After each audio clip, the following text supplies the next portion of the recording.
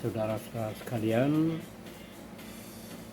kita kembali dengan masalah-masalah sastra yang kita dapat dari buku-buku yang sudah ada di toko-toko buku, sastrawan kita dengan sastra-sastranya. Ratusan buku yang ada di toko buku yang harus dibaca oleh pembaca kita. Siapa yang membaca kalau tidak kita? Nah, sekarang kita berbicara tentang sastrawan sebagai pencipta suasana. Dia dapat menciptakan suasana sedih, suasana gembira, dan sebagainya. Sementara kita sendiri tidak bisa. Jadi, sastrawan memiliki kemampuan untuk menciptakan segala jenis suasana. Sastrawan itu mampu menciptakan pembaca untuk tertawa,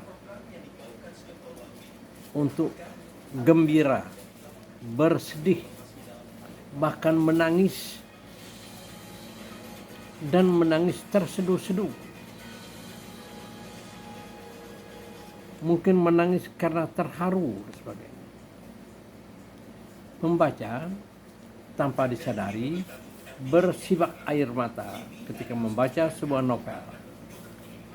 Seluk-beluk alur dan peristiwa yang dimunculkan oleh sastrawan membuat perasaan pembaca terhuyung-huyung dan terharu sehingga air mata jatuh lantaran rasa terharu yang memukau. Ini kita lihat dalam beberapa novel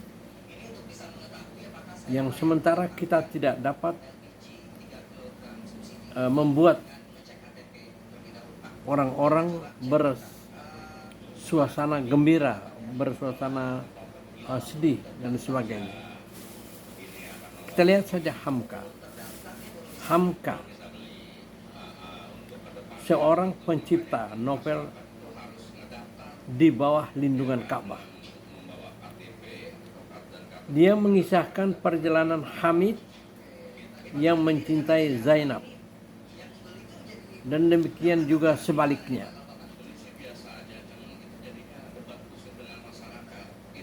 Akan tetapi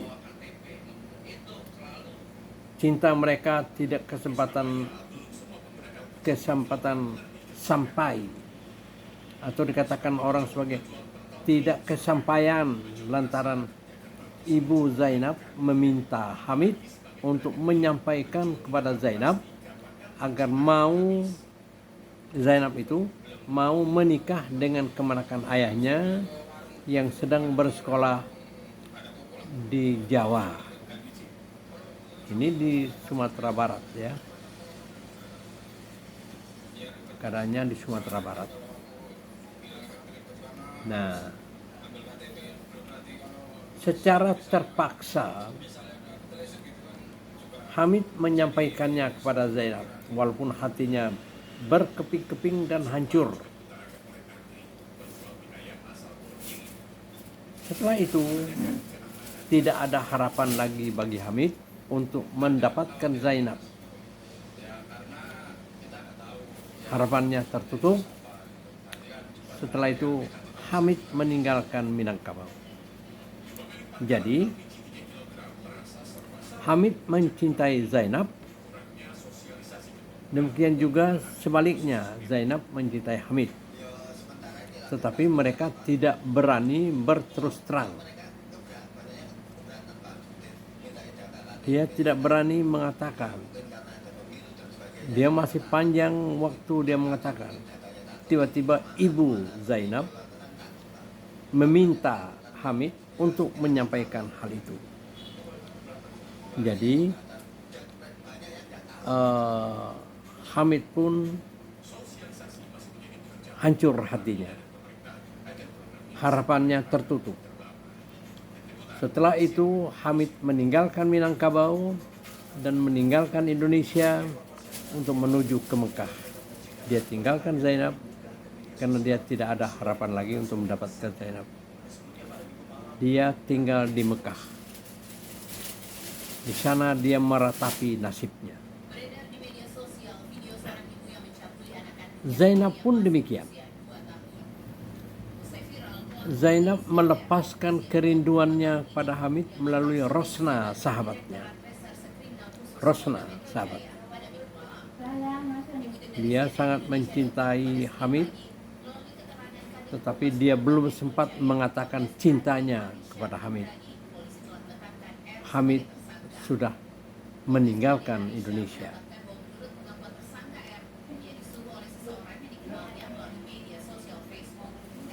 Kepada Rosna, itulah Zainab melepaskan segala cintanya itu. Pembicaraan Zainab dan Rosna berlangsung sebagai berikut.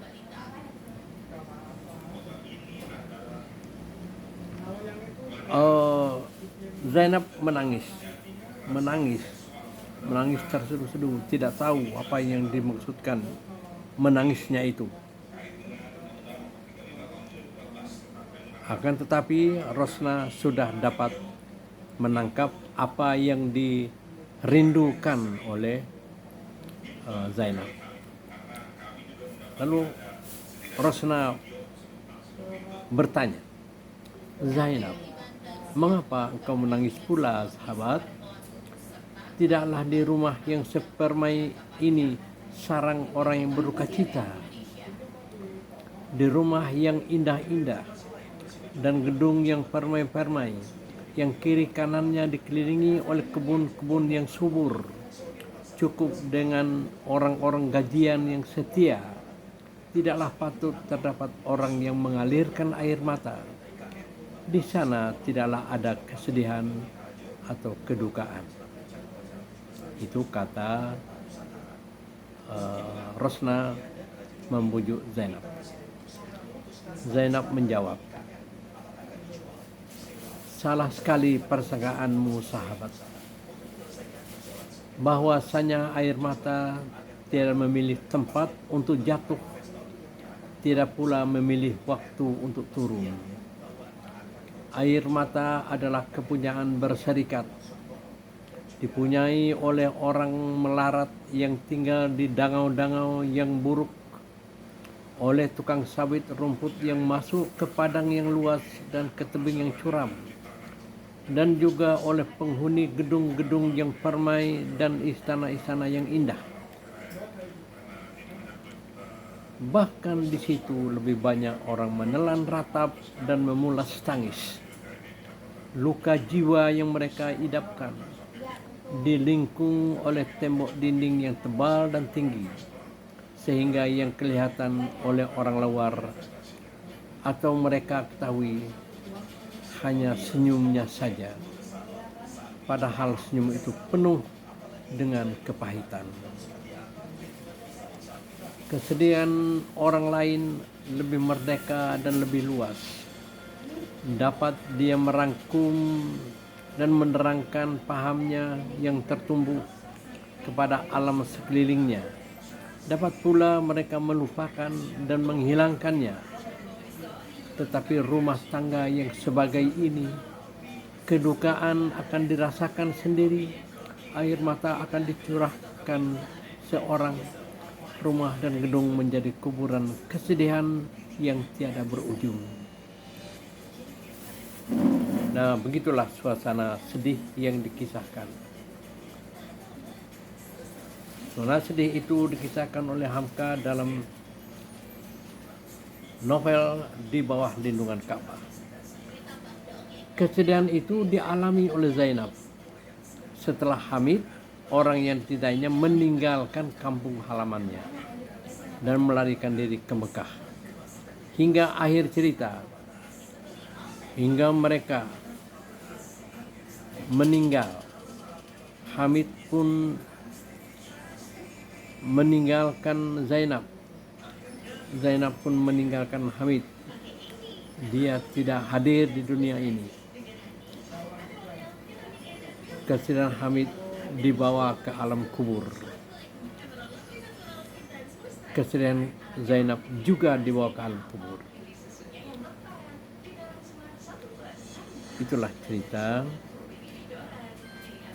novel di bawah lindungan Ka'bah. Itulah kekuatan Hamka, sastra Indonesia yang memiliki kemampuan untuk menciptakan suasana kedukaan.